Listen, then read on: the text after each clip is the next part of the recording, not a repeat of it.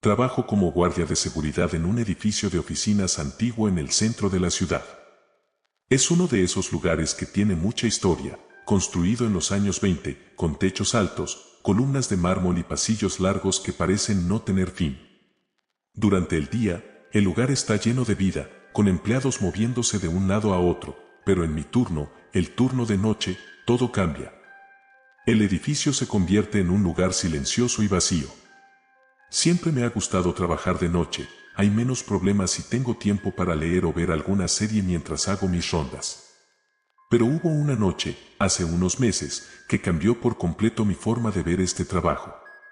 Era una noche lluviosa, una de esas donde el viento golpea las ventanas y el sonido de la lluvia es lo único que rompe el silencio. Estaba en mi pequeña oficina, revisando las cámaras de seguridad como siempre. Todo estaba en calma, los pasillos oscuros y vacíos. Iba a ponerme los audífonos para escuchar algo de música cuando algo en una de las pantallas llamó mi atención. En el monitor, que mostraba el pasillo del piso 6, vi a un niño. Estaba de pie frente al ascensor, completamente quieto, mirando hacia las puertas cerradas. Me congelé por un momento. No había nadie más en el edificio. Había revisado todas las oficinas antes de que cerraran. Pensé que tal vez era el hijo de algún empleado que se había quedado atrapado, pero ¿por qué estaría allí solo y en la oscuridad? El niño no se movía, solo estaba allí, parado, con la cabeza ligeramente inclinada. Tomé mi linterna y la llave maestra y subí al ascensor. Cuando llegué al piso 6, las puertas se abrieron con un sonido metálico. El pasillo estaba oscuro, las luces apagadas como siempre a esa hora. Caminé lentamente, iluminando con mi linterna. No había nadie allí. Me acerqué al lugar donde había visto al niño en la cámara, pero el pasillo estaba completamente vacío. Sentí un escalofrío recorrerme la espalda y me dije a mí misma que tal vez había sido un error de la cámara, una sombra, algo que mi mente interpretó mal. Decidí regresar a la oficina para revisar las grabaciones. Volví al primer piso y rebobiné la grabación. Ahí estaba de nuevo, el niño, parado frente al ascensor. Lo miré más de cerca. Llevaba una camiseta blanca y pantalones cortos, pero lo que me hizo sentir un nudo en el estómago fue su expresión. No tenía una expresión de miedo ni estaba perdido. Parecía vacío, como si sus ojos no vieran realmente lo que estaba frente a él. Lo observé durante unos segundos en la pantalla y, de repente, se giró. Miró directamente a la cámara. Sentí que mi corazón se detenía por un segundo. No podía ser posible.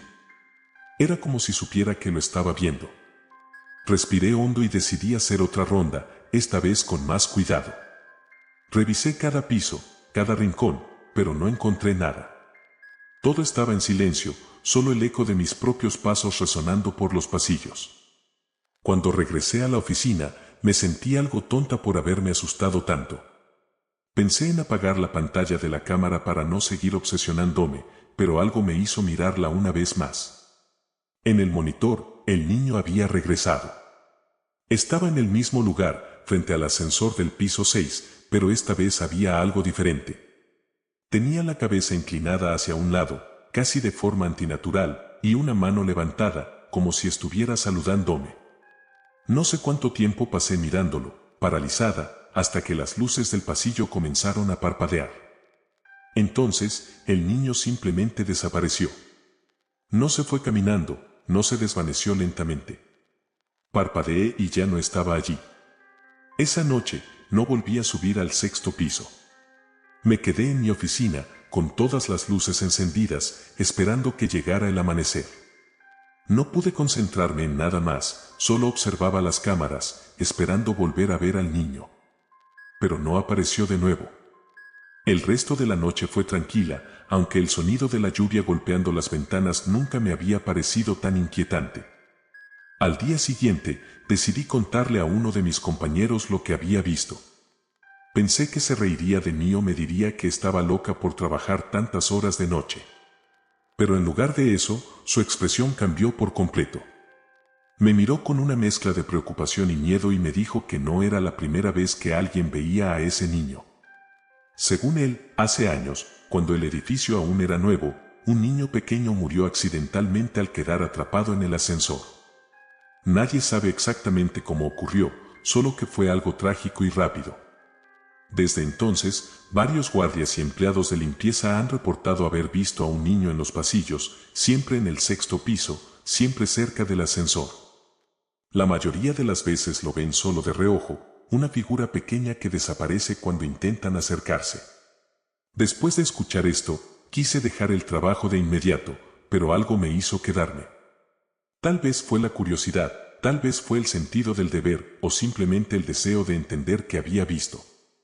Seguí trabajando allí, aunque siempre sentí un escalofrío cada vez que subía al sexto piso.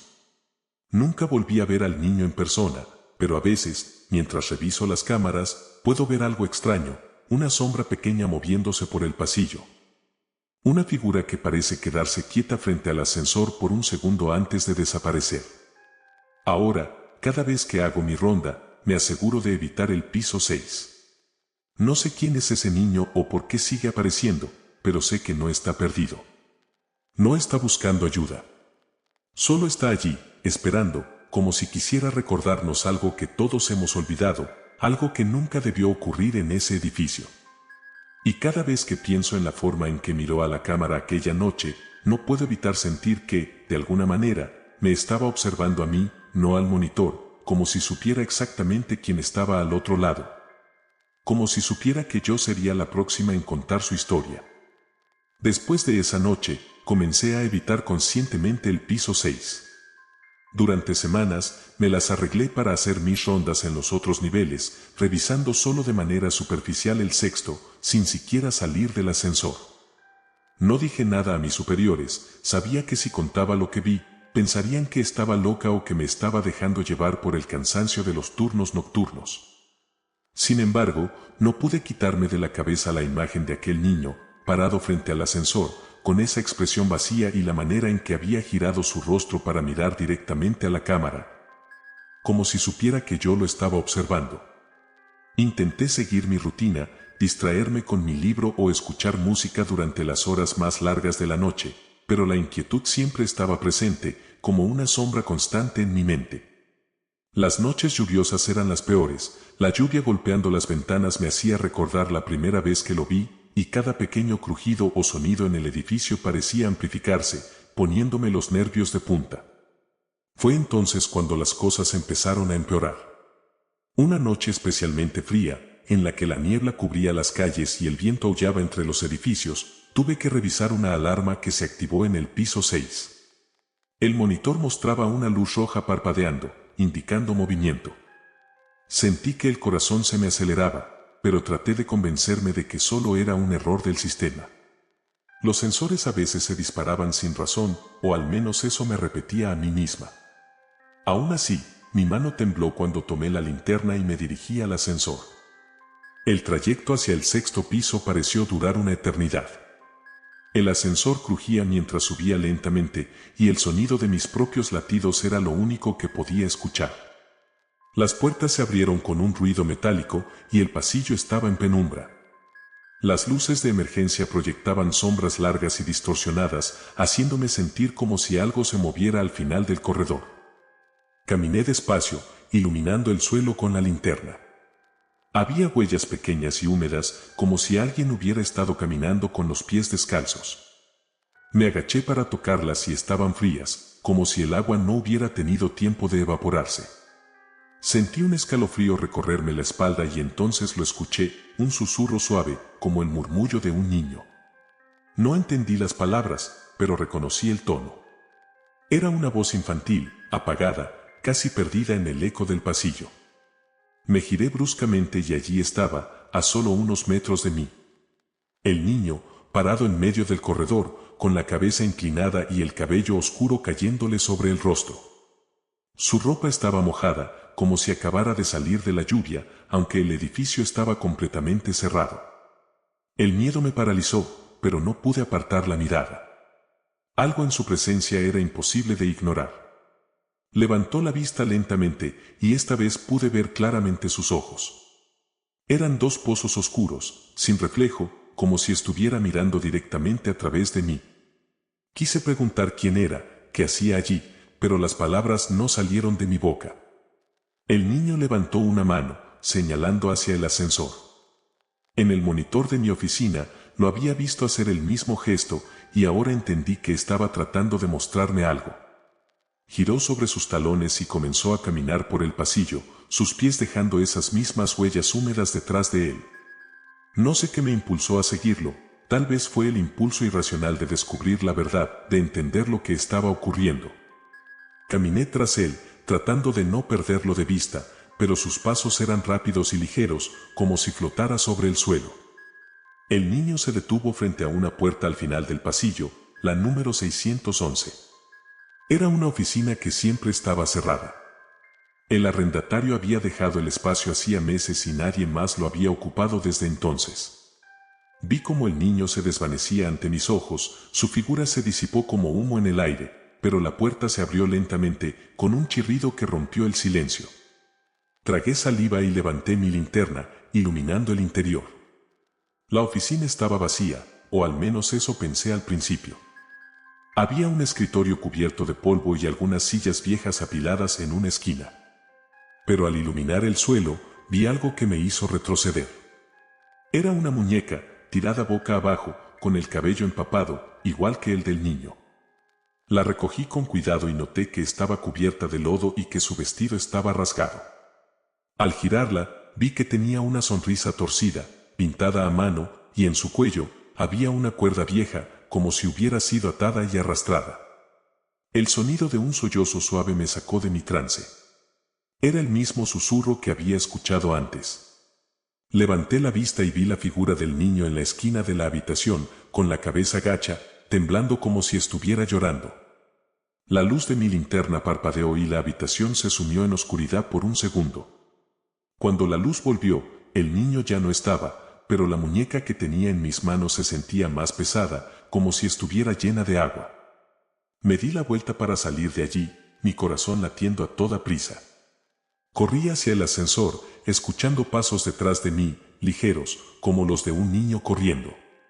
No me atreví a mirar atrás hasta que las puertas se cerraron y comencé a descender al primer piso. En cuanto llegué a mi oficina, dejé la muñeca en la mesa y me derrumbé en la silla, tratando de controlar mi respiración. Revisé las cámaras de seguridad. En el monitor del piso 6, vi algo que me hizo sentir un frío punzante en el pecho. La puerta de la oficina 611 estaba abierta y en el marco se asomaba la pequeña figura del niño, mirándome a través de la cámara. Aunque estaba a kilómetros de distancia, sentí su mirada fija en mí, sus ojos oscuros sin parpadear. El teléfono de mi escritorio sonó de repente, el timbre me hizo saltar. Lo contesté con manos temblorosas. ¿Rocío? Era mi supervisor. La alarma del piso 6 se activó de nuevo. ¿Qué pasó allá arriba? Quise explicarle, contarle todo lo que había visto, pero no encontré las palabras. Solo logré balbucear algo sobre una puerta abierta. Mi supervisor suspiró. No puede ser. Esa oficina está cerrada con llave. Nadie ha entrado allí en meses. Miré la muñeca en mi escritorio y sentí una oleada de náusea. Colgué el teléfono sin responder y apagué los monitores. Pasé el resto de la noche sin poder dormir, solo escuchando el sonido de la lluvia golpeando las ventanas y el eco lejano de unos pasos pequeños que resonaban en los pasillos del edificio. Nunca volví a subir al 6º piso después de eso. Al día siguiente, devolví la llave maestra y presenté mi renuncia. Nadie entendió por qué me fui tan repentinamente y prefiero que siga siendo así. No quiero volver a ver esos ojos, ni escuchar esa voz, ni sentir el peso de esa muñeca en mis manos. Pero a veces, cuando estoy sola en casa, puedo escuchar el sonido suave de unos pasos en mi pasillo, como si algo pequeño estuviera corriendo, buscando la forma de encontrarme de nuevo. Esto pasó hace unos años, cuando trabajaba en un pequeño hotel familiar en las afueras de la ciudad. El lugar era encantador, con su fachada de piedra antigua y sus ventanas de madera. Había sido una mansión en el siglo XIX, transformada en hotel a principios de los 90. Desde el primer día, noté que el edificio tenía una atmósfera peculiar, algo en el aire que no se sentía del todo bien, especialmente por las noches. Los pasillos eran largos y oscuros, y aunque siempre había huéspedes, el lugar nunca parecía estar lleno, siempre había algo de vacío, una sensación de soledad que no desaparecía. Mi turno comenzaba por la tarde y terminaba pasada la medianoche. Una de mis tareas era revisar las áreas comunes, asegurarme de que todo estuviera limpio y en orden. Había un baño en el sótano del hotel, justo al lado del salón de eventos, que siempre me daba escalofríos. Era un baño antiguo, con azulejos de porcelana blanca que parecían estar fuera de lugar en comparación con el resto del hotel, y tenía un espejo grande, cubierto de manchas oscuras que no importaba cuánto lo limpiáramos. Nunca desaparecía. Un día, mientras hacía mi ronda de limpieza, me di cuenta de que alguien había dejado la luz encendida en el baño del sótano. Suspiré, pensando que algún huésped lo había olvidado, y me dirigí allí para apagarla. El lugar estaba vacío, o al menos eso pensé. Al entrar, noté un olor extraño, como a tabaco viejo y humedad. Era un olor que no debería estar allí, ya que estaba prohibido fumar en todo el edificio. Me acerqué al espejo para limpiarlo, pero al levantar la vista, me detuve en seco. Reflejado en el cristal, detrás de mí, había un hombre. Era un señor mayor, vestido con un traje oscuro, de esos que parecían sacados de una película antigua. Llevaba un sombrero de ala ancha y un bastón en la mano, y estaba mirándome fijamente. Giré rápidamente para enfrentarme a él, pero no había nadie allí. El baño estaba completamente vacío. Sentí que el corazón se me aceleraba y el aire se volvió pesado. Me quedé mirando el espejo, esperando ver de nuevo esa figura, pero solo estaba mi reflejo, pálido y tembloroso. Salí del baño tan rápido como pude, cerrando la puerta detrás de mí, tratando de convencerme de que había sido mi imaginación.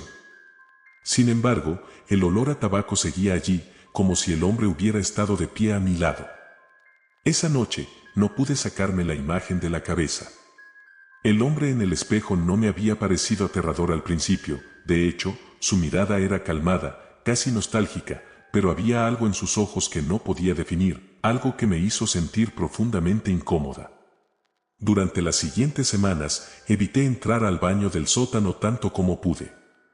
Sin embargo, comencé a escuchar rumores entre mis compañeros. Algunos decían que el baño estaba maldito, que habían sentido cosas extrañas allí, como un aire frío o el sonido de pasos aunque estuvieran solos. Una de las camareras, una mujer mayor que llevaba décadas trabajando en el hotel, me contó una historia que me hizo estremecer. Según ella, el hotel había pertenecido a un hombre adinerado, don Esteban, que vivió allí hasta su muerte en los años 20. Era un hombre solitario y reservado, conocido por ser estricto y poco sociable. Después de su muerte, la casa quedó abandonada por años hasta que fue convertida en hotel. Sin embargo, algunos empleados decían haber visto a don Esteban rondando por los pasillos, especialmente cerca del baño del sótano, donde solía encerrarse a fumar su pipa cuando quería estar solo. Intenté no pensar en la historia, convencida de que eran solo rumores para asustar a los nuevos empleados. Pero una noche, mientras hacía mi ronda de limpieza, escuché algo que me hizo detenerme. Venía del baño del sótano, un suave golpeteo, como si alguien estuviera caminando con un bastón sobre los azulejos. Me acerqué lentamente, sintiendo el sudor frío correr por mi cuello. Al llegar a la puerta, el sonido se detuvo, dejándome en un silencio sepulcral. Empujé la puerta despacio y entré.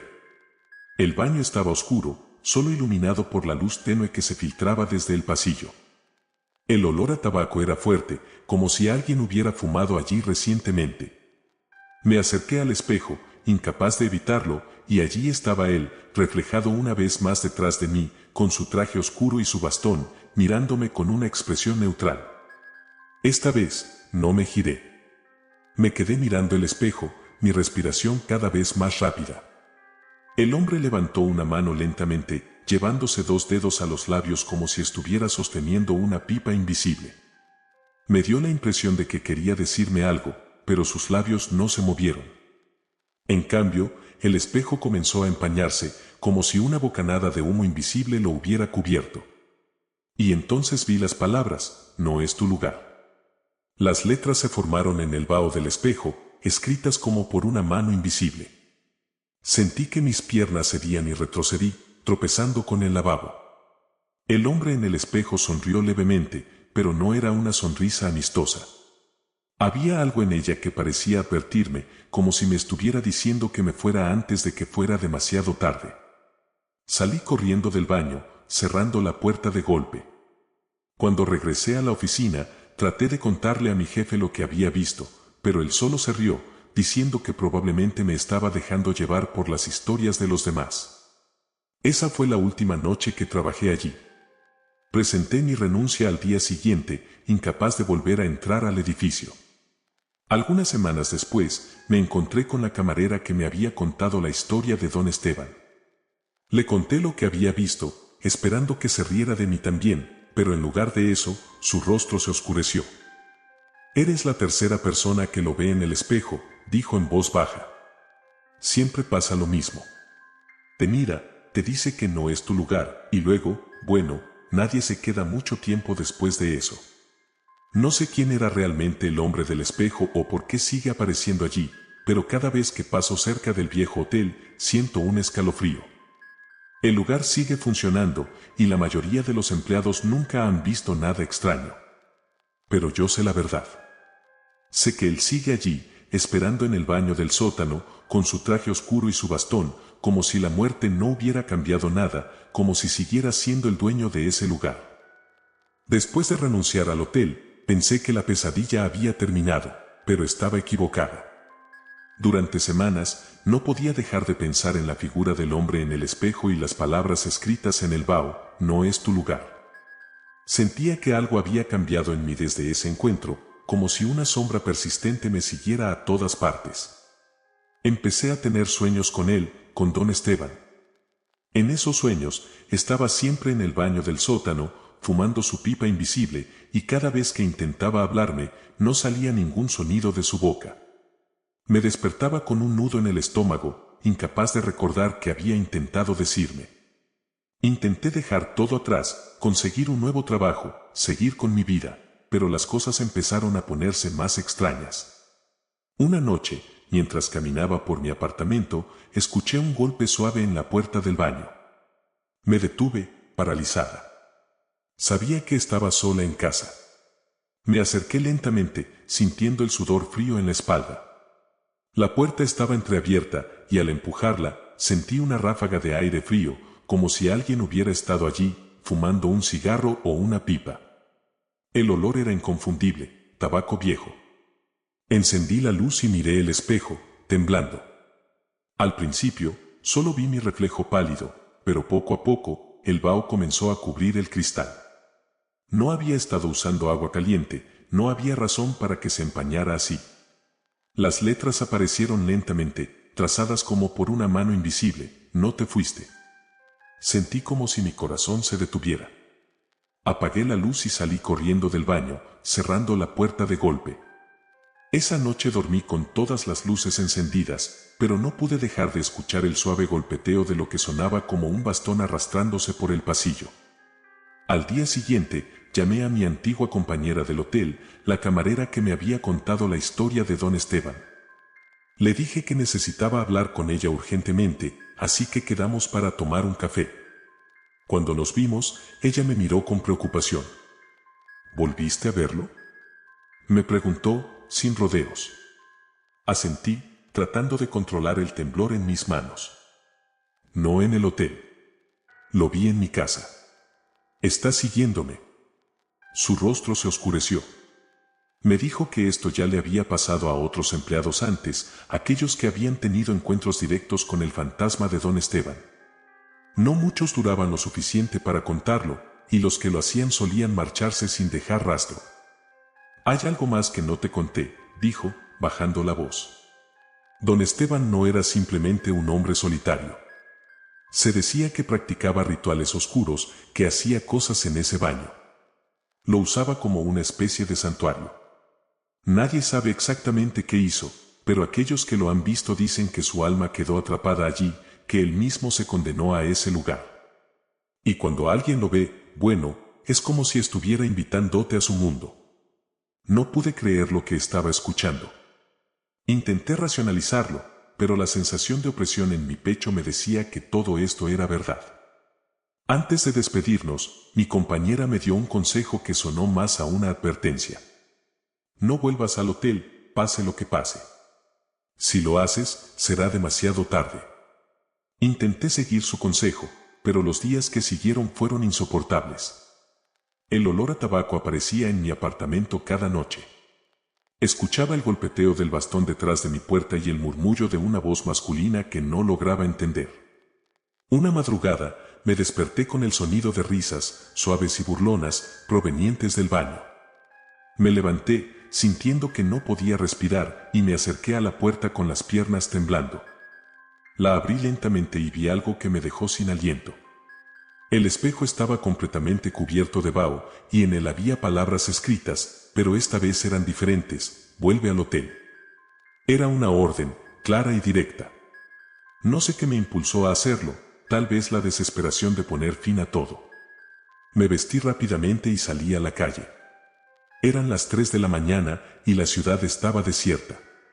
Caminé bajo la lluvia, sintiendo que algo me arrastraba hacia allí. Cuando llegué al hotel, el edificio estaba oscuro, pero la puerta principal estaba abierta, como si me estuvieran esperando. Entré, temblando de pies a cabeza. El vestíbulo estaba vacío y el silencio era absoluto. Avancé lentamente hacia las escaleras, sabiendo exactamente a dónde debía ir: al baño del sótano. El pasillo estaba a oscuras, pero una luz tenue provenía del interior del baño. La puerta estaba entreabierta, y a medida que me acercaba, el olor a tabaco se hacía más fuerte. Empujé la puerta y lo vi, sentado en el suelo frente al espejo. Don Esteban estaba allí, con su traje oscuro, su sombrero en la cabeza y su bastón apoyado en su rodilla. Me miró a través del reflejo, como si estuviera esperando. Sabía que volverías, dijo con voz suave, casi amable. Nunca te fuiste realmente. No podía moverme ni hablar. Mis pies estaban clavados al suelo, y el aire en la habitación se volvió más frío. No quería asustarte, continuó. Solo necesitaba que entendieras. Este lugar es mío. Siempre lo ha sido. Y ahora tú también eres parte de él. Vi cómo su reflejo en el espejo se levantaba, mientras él permanecía sentado en el suelo. Su reflejo se acercó a mí, extendiendo una mano pálida. Sentí el frío de su toque antes de que llegara a rozarme. No luches, susurró. No tiene sentido. En ese momento, comprendí que no era un fantasma buscando venganza o ayuda. Era algo peor, una sombra del hombre que había sido, condenando a cualquiera que lo viera a compartir su destino. Sentí como si mi alma estuviera siendo jalada hacia el espejo, como si me estuviera absorbiendo. Con el último esfuerzo de voluntad, me di la vuelta y corrí fuera del baño, subiendo las escaleras a toda prisa. Escuché el eco de su risa, una risa profunda y burlona, siguiéndome hasta el vestíbulo. No me detuve hasta que estuve en la calle, con el aire frío de la madrugada golpeándome el rostro. Desde esa noche, no he vuelto al hotel, pero sé que él todavía me sigue. El olor a tabaco aparece de vez en cuando, y el sonido del bastón golpeando el suelo es algo que escucho en mis peores pesadillas. He intentado olvidarlo, hacer como si nunca hubiera sucedido, pero cada vez que me miro al espejo, veo algo en mis ojos, un reflejo extraño, como si no fuera completamente yo. Como si una parte de mí se hubiera quedado atrapada allí, con él, en ese baño. Sé que si vuelvo a verlo, será el final. Trabajaba en el turno nocturno de un McDonald's que estaba en las afueras de la ciudad, justo al lado de una carretera que se volvía casi desierta durante la noche. Aunque era un lugar bastante tranquilo, siempre había algo que me inquietaba de esa zona. Quizás era el silencio absoluto o la niebla espesa que cubría el camino cuando caía la noche. Pero todo cambió hace un año, cuando ocurrió un accidente devastador en la carretera. Era una noche lluviosa, y un autobús escolar que llevaba a un grupo de estudiantes universitarios de vuelta a casa se estrelló contra un camión que había perdido el control. Fue un desastre, la mayoría de los pasajeros no sobrevivieron. La tragedia se sintió en todo el pueblo, y durante semanas se realizaron vigilias en el lugar del accidente, justo al lado del McDonald's. Aunque el tráfico se normalizó con el tiempo, algo en el ambiente cambió después de esa noche. Había una tristeza palpable que parecía asentarse en el aire, especialmente en la madrugada, cuando el lugar estaba desierto. Mi turno empezaba a las 10 de la noche y terminaba a las 6 de la mañana. Era el único empleado durante esas horas, salvo por mi compañero, Miguel, que manejaba la cocina. Nos habíamos acostumbrado a los clientes habituales, camioneros que paraban por café, adolescentes que venían después de una fiesta y algunas personas que trabajaban en turnos nocturnos en los alrededores. Pero desde el accidente, los clientes nocturnos disminuyeron, como si la gente evitara pasar por allí.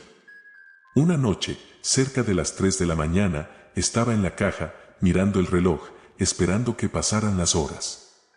Miguel había salido a fumar un cigarrillo afuera, dejándome solo en el local. Fue entonces cuando noté algo extraño. Vi a un grupo de personas entrando por la puerta principal. Parecían jóvenes, vestidos con ropa ligera, a pesar del frío de la madrugada. Lo más extraño fue que ninguno de ellos hacía ruido, no hablaban, no reían, simplemente caminaron hacia las mesas y se sentaron, mirándome fijamente.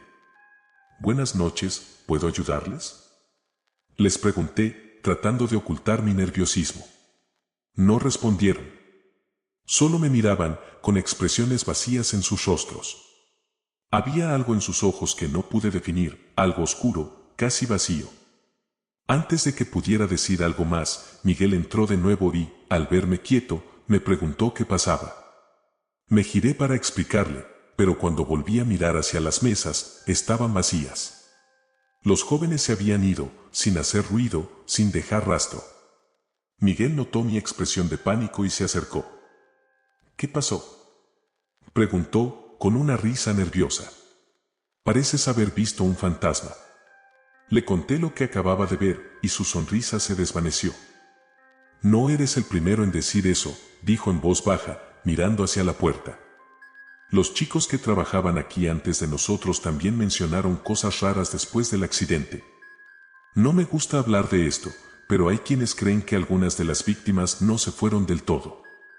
Dicen que vienen aquí a buscar refugio o, quién sabe, tal vez solo están perdidos». Me reí, tratando de aligerar la tensión, pero el miedo que sentí era real. Decidí no pensar mucho en ello y seguir con mi trabajo, pero después de esa noche, empecé a notar más cosas extrañas. Luces que parpadeaban sin razón, sonidos de pasos en la cocina cuando no había nadie allí, y lo peor de todo, el olor. Un aroma a tierra mojada y a metal, como a sangre seca. Aparecía de repente, llenando el aire por unos segundos antes de desvanecerse. Un par de semanas después, algo ocurrió que me convenció de que todo esto era real. Era otra noche tranquila, y había poca gente en el local. Miguel estaba limpiando la cocina, y yo estaba llenando las máquinas de bebidas cuando escuché risas. Al principio, pensé que era música que venía de algún coche en el estacionamiento, pero cuando miré por la ventana, no había nadie. La risa era suave, casi infantil, y parecía provenir del área de juegos que estaba vacía, con sus luces apagadas. Me acerqué lentamente, tratando de entender lo que estaba pasando. La risa continuó, intercalada con susurros y lo que parecían ser voces hablando en susurros. Me asomé por la puerta del área de juegos y vi a una niña de pie junto al tobogán, con la cabeza gacha. Llevaba un vestido blanco que estaba empapado, como si hubiera estado bajo la lluvia. «Hola, ¿estás bien?», le pregunté, mi voz apenas un susurro. La niña levantó la cabeza, y lo que vi me dejó helado. Su rostro estaba cubierto de cortes, y sus ojos eran dos pozos oscuros, sin pupilas. Sonrió, pero no era una sonrisa normal. Sus labios se curvaron de una forma antinatural, mostrando dientes manchados de rojo. «¿Puedes ayudarme a encontrar a mi mamá?», dijo con una voz suave, que resonó en mi cabeza como un eco.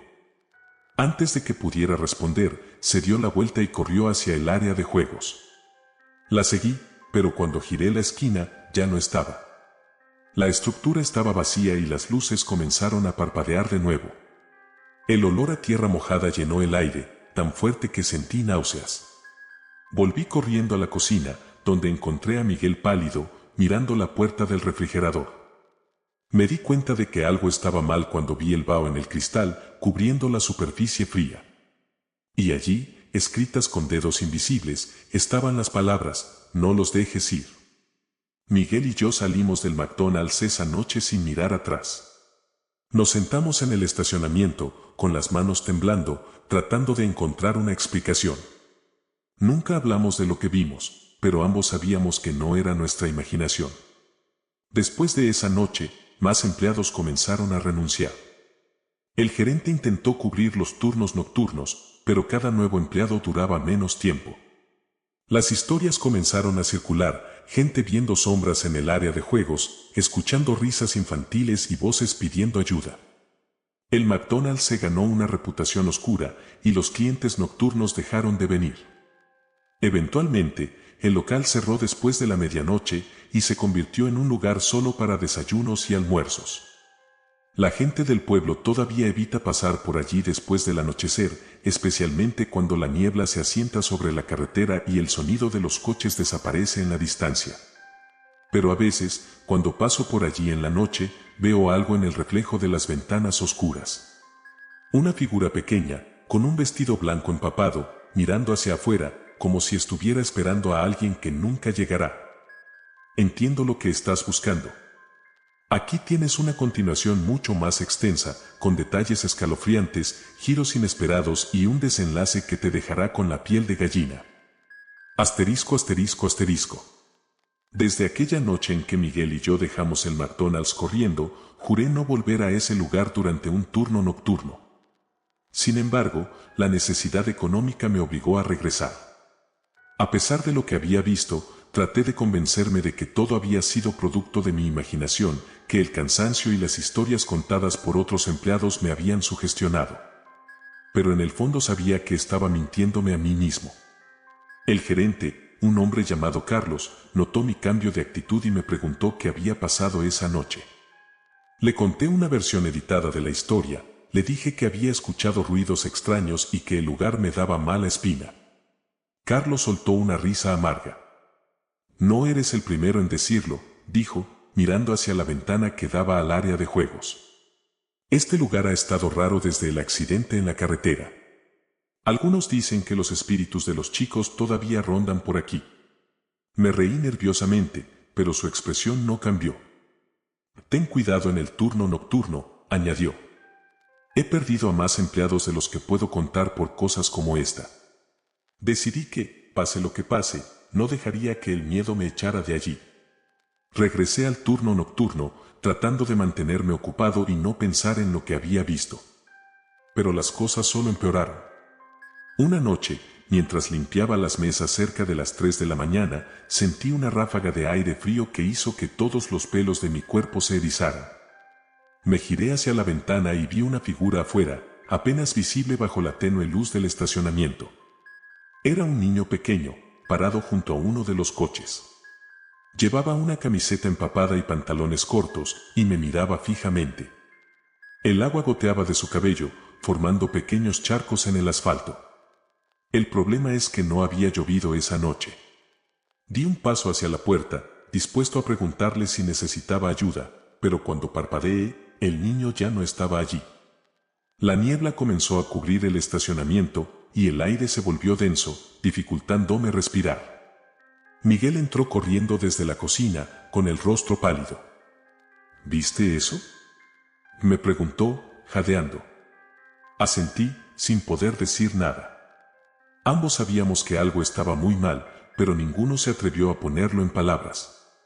Decidimos quedarnos juntos el resto de la noche, aunque el miedo latente nos envolvía como una sombra persistente.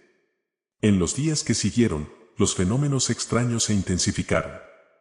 Empezaron a fallar las máquinas de helado y las luces parpadeaban sin razón aparente. Los clientes nocturnos comenzaron a quejarse de que sentían una presencia extraña, como si alguien los estuviera observando mientras comían. Uno de los repartidores de madrugada juró haber visto a un grupo de jóvenes sentados en el área de juegos, pero cuando fue a entregar su pedido, las mesas estaban vacías. Una noche, cuando estábamos a punto de cerrar, recibimos un pedido a través de la aplicación del restaurante. Me pareció raro, porque el pedido estaba a nombre de los chicos del autobús. Mi corazón se aceleró y se me cayó el teléfono de las manos. Miguel me miró con el ceño fruncido. Es una broma, dijo, tratando de convencerse a sí mismo.